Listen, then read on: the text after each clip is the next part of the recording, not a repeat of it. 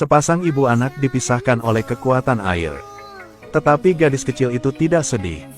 Malah dia panik, mencari sesuatu di tubuhnya. Kunci yang selalu dia bawa jatuh di jalan. Dia ingin merangkak untuk mengambil kuncinya. Tetapi diinjak oleh Nazi. Sarah menatap penjaga itu dengan memohon. Sambil saling memandang, hati si penjaga lunak. Sarah mencengkeram kunci di tangannya. Kunci ini bisa menyelamatkan nyawa saudara laki-lakinya yang berusia 4 tahun. Sebelum dibawa ke kamp kumpulan, untuk melindungi adik laki-lakinya, Sarah menguncinya di lemari yang gelap. Meski berhasil lolos dari penangkapan polisi, dia tidak tahu bahwa kebaikannya berubah menjadi perbuatan buruk. Dia ingin diam-diam memberikan kunci kepada tetangga, berharap pihak lain bisa menyelamatkan adiknya. Namun para tetangga tidak hanya tidak memahami niat Sarah, tetapi juga dengan jahat mengingatkan polisi bahwa adiknya mungkin bersembunyi di ruang bawah tanah. Ini membuat Sarah tidak percaya. Hanya bisa buru-buru mundur. Sarah dan orang tuanya ditendang ke dalam mobil, meninggalkan adiknya sendirian di lemari yang gelap untuk menunggu. Si ayah bertanya kepada Sarah mengapa dia meninggalkan adiknya. Tetapi Sarah sekarang mengira adiknya tetap aman. Setelah itu, kaum fasis membawa semua orang Yahudi ke gimnasium. Di sini berkumpul lebih dari 10.000 orang Yahudi. Tidak ada makanan. Tidak ada air. Sarah ingin pergi ke kamar kecil. Tetapi para penjaga menyuruhnya melakukannya di tempat. Mengikuti tatapan penjaga, Sarah tiba-tiba menemukan bahwa sudut gimnasium ditutupi dengan kotoran dan urin. Para wanita, nona, tidak lagi memiliki penampilan elegan dan mewah sebelumnya. Mereka hidup seperti ternak di penangkaran, dibawa kehancuran tubuh dan jiwa. Beberapa orang tidak tahan dengan siksaan ini, langsung melompat dari platform tinggi, jatuh berkeping-keping. Ini buat Sarah ketakutan. Pulang ke rumah sepertinya sudah menjadi hal mewah. Sarah ingin pulang untuk menyelamatkan adiknya, tetapi dikritik oleh ibunya. Dia salahkan Sarah karena tidak membawa adiknya bersamanya. Gadis Yahudi di sebelah memutuskan untuk melarikan diri dari tempat ini. Sarah mengeluarkan kunci dan memohon gadis itu untuk menyelamatkan adiknya. Tapi sang ayah tidak percaya gadis itu bisa keluar. Gadis itu merobek tanda Yahudi, mengeluarkan bros, lalu menusuk gusinya. Batuk yang keras dengan cepat menarik perhatian yang lain. Dia mengatakan dia menderita penyakit menular. Berhasil membodohi para penjaga. Melihat gadis itu akan segera keluar dari sini, sang ayah segera mengejarnya. Sayangnya, gadis itu berada jauh, dan dia juga dipukuli hingga jatuh oleh para penjaga. Kembali, seluruh keluarga mulai saling menyalahkan. Tetapi apa yang dapat mereka lakukan? Mereka hanya bisa saling berpelukan dan menangis kesakitan. Mereka kemudian dikirim ke kamp kumpulan. Di dalam mobil, Sarah melihat seorang lelaki tua menyembunyikan racun di sepatunya. Dia tiba-tiba menyadari, mungkin tidak ada cara untuk kembali menyelamatkan adiknya. Perasaan menyalahkan diri dan bersalah untuk sementara menyelimutinya. Para fasis melakukan penyortiran kali pertama di sini. Pemuda Yahudi dipilih terlebih dahulu. Sang ayah penuh rasa enggan, tetapi hanya bisa menahan rasa sakit dan berpisah dari istri dan putrinya.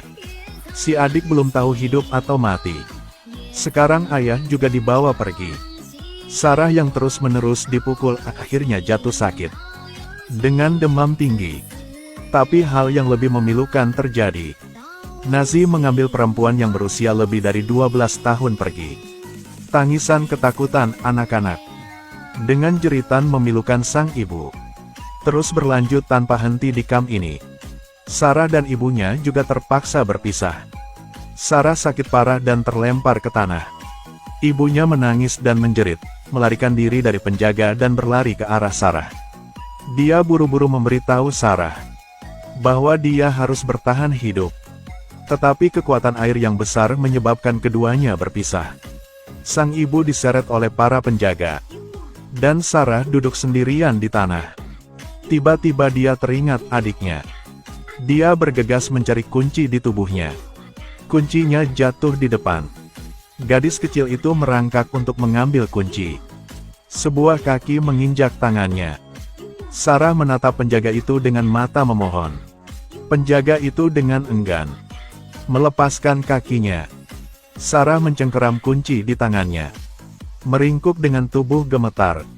Ibu juga dibawa pergi. Sekarang hanya dia yang tersisa. Demam tinggi membuat Sarah tidur selama 3 hari. Hal pertama dia lakukan setelah bangun adalah menemukan kuncinya. Gadis kecil sepertinya. Berikan dia kuncinya. Sarah memutuskan untuk melarikan diri dari tempat ini. Orang-orang di luar memberikan apel kepada anak-anak. Anak-anak itu seperti anjing kecil yang saling merampok makanan. Sarah memperhatikan apel menggelinding ke kaki penjaga. Masih si penjaga yang baik hati itu. Dia patah hati untuknya, jadi dia tidak mempersulitnya. Tapi yang membuat Sarah lebih bahagia. Tanah di bawah pagar baja di luar agak keropos. Sarah sangat cerdas dan juga sangat tenang. Tahu bahwa malam yang tenang tidak cocok untuk melarikan diri. Pada siang hari para penjaga akan berdiri di tempat teduh untuk menghindari sinar matahari. Ditambah tangisan anak-anak. Membuatnya lebih mudah untuk melarikan diri. 2 orang mengenakan pakaian tebal. Diam-diam berlari ke pagar baja. Pada saat ini, seorang gadis kecil menemukan mereka. Keduanya tidak terlalu peduli. Dengan cepat menggali tanah dengan tangan mereka. Lihat bisa melewatinya. Pada saat itu seorang penjaga datang dan menarik gadis itu kembali. Itulah penjaga yang baik sebelumnya. Sarah mengeluarkan kuncinya. Memintanya biarkannya kembali menyelamatkan adiknya. Melihat penjaga itu masih ragu, Sarah mengulurkan tangannya. Dan dia akan mengingat apel itu selamanya. Penjaga yang baik hati itu tersentuh oleh ketulusan Sarah. Atas desakan hati nuraninya, dia menarik pagar besi yang penuh dengan kait besi. Melepaskan kedua gadis itu. Tidak yakin apa yang menunggu si penjaga setelah itu. Tapi melihat 2 anak berlarian bebas di luar, dia pasti tidak akan menyesal. Setelah mereka berdua keluar, sobek simbol bintang Yahudi di bajunya. Mereka mulai berlari siang dan malam. Namun di masa yang penuh gejolak ini, kedua gadis itu ingin kembali ke Paris. Bukan hal yang mudah. Kaum fasis telah memulai perburuan. Sayangnya, pendampingnya sakit. Muntah terus-menerus. Sarah pergi ke rumah yang terang. Ingin meminta air minum. Tetapi lelaki tua itu takut mendapat masalah. Dan langsung menutup pintu. Tetapi keesokan harinya, dia menemukan 2 gadis kecil itu. Meringkuk di kandang anjing, tidur sepanjang malam. Sarah menatapnya dengan ngeri. Takut diusir lagi. Ini menggerakkan hatinya. Teman yang bersamanya menjadi semakin sakit. Tetapi yang lebih penting, Nazi sedang memeriksa setiap rumah. Pria tua itu menekankan. Mereka hanya menjemput seorang gadis kecil yang sakit parah. Tapi jelas, kaum fasis tidak menyerah begitu saja. Dia membuka pintu tempat Sarah bersembunyi. Sarah panik. Gemetar seperti tikus kecil yang bersembunyi di sudut. Untungnya saat ini, dokter membawa pendampingnya keluar. Dia meninggal karena penyakit yang serius. Sarah beruntung bisa melarikan diri. Melihat pasangan lansia mempertaruhkan nyawa untuk melindunginya, Sarah melepaskan pembelaan di hatinya. Dengan malu-malu menyebutkan namanya. Dan berbicara tentang menyelamatkan saudaranya. Keduanya memutuskan untuk membantu Sarah. Menyamarkannya sebagai laki-laki. Kemudian, bersamanya, naik kereta ke Paris. Tapi di mana mereka duduk? Berada di tengah-tengah orang Jerman. Ini membuat Sarah takut. Staf kereta datang untuk memeriksa dokumen identitas. Tetapi pendaftaran rumah tangga hanya memiliki informasi tentang lelaki tua itu. Pria tua itu dengan tenang berkata itu di dalam amplop. Tetapi ketika dia membukanya, di dalamnya ada 2 lembar uang. Staf kereta segera mengerti.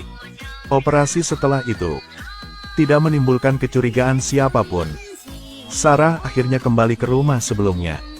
Dia berlari sepanjang jalan. Buru-buru mengetuk pintu. Mulutnya terus memanggil nama adiknya. Tapi yang buka pintu adalah anak laki-laki yang aneh. Dia sama sekali tidak mengenal adiknya. Sarah segera menerobos masuk. Memindahkan sofa di depan lemari. Dia memutar kunci di tangannya. Lemari segera dibuka. Tetapi Sarah melihat pemandangan yang mematahkan hatinya. Adik laki-lakinya yang berusia 4 tahun. Sudah berubah menjadi mayat kering dalam kegelapan dan ketakutan. Hasil ini tidak dapat diterima. Pasangan lansia dengan air mata berlinang. Membawa Sarah yang benar-benar hancur keluar. Mereka mengadopsinya dan mengasuhnya hingga dewasa. Tapi cinta dan rasa sakit Sarah sudah selamanya tinggal di tahun 1942. Di lemari terbuka, dia terus-menerus bekerja untuk membuat dirinya mati rasa. Atau pergi ke pantai sendirian, menatap cakrawala yang jauh. Sarah tidak pernah bisa memaafkan dirinya sendiri. Dia meninggalkan surat perpisahan untuk orang tua angkatnya. Hanya beberapa kata pendek. "Maafkan aku. Aku cinta kalian berdua." Lalu dia pergi. Tidak meninggalkan alamat apapun. Pasangan tua itu patah hati karena ini. Tetapi mereka tidak pernah menyalahkan Sarah. Sarah pergi ke Amerika sendirian. Kecantikan dan keanggunannya dengan cepat menarik perhatian pria ini. Dia mulai mengejar dengan gila-gilaan. Tetapi dia menemukan bahwa di mata Sarah selalu ada kesedihan yang dalam. Bersama rasa menyalahkan diri dan ketakutan di dalam hatinya. Tapi Sarah merasa orang yang merangkak naik dari neraka sepertinya tidak layak untuk dunia yang penuh dengan tawa ini. Belum sebut lagi mendapatkan bahagia dalam hidup ini. Akhirnya di suatu hari hujan, Sarah diam-diam duduk di dalam mobil, mendengarkan suara hujan yang dingin dan sedih. Seperti tangisan keputusasaan di kamp kumpulan. Dalam keadaan linglung, lemari itu terbuka lagi. Namun pintu hati Sarah tidak bisa terbuka lagi. Sarah menyalakan mobil dan melaju menembus hujan. Melihat truk mendekat, Sarah tiba-tiba mengubah arahnya dan bergegas menuju truk. Sebuah kunci yang mengunci pintu lemari adiknya juga mengunci hidup Sarah.